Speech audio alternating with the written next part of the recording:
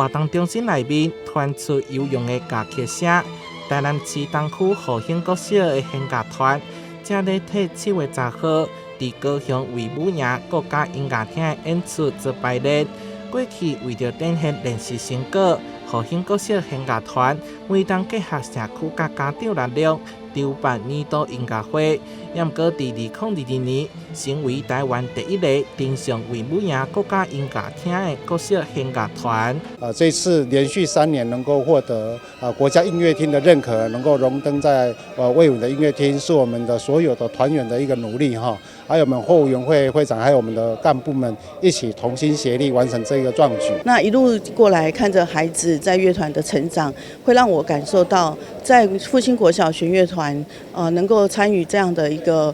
学习，是一件非常幸福而且非常重要，我觉得非常好的一件事情。自由奔放的音乐，多元跨界技术展现，一直以来拢亲像外界好评。今年的年度音乐会更扩大举办，邀请到国立台北艺术大学教授苏贤达，和知名口琴家李让港台演出。那这一次有机会受邀跟大家一起演奏音乐，对我来说也是一个很棒的体验。看着他们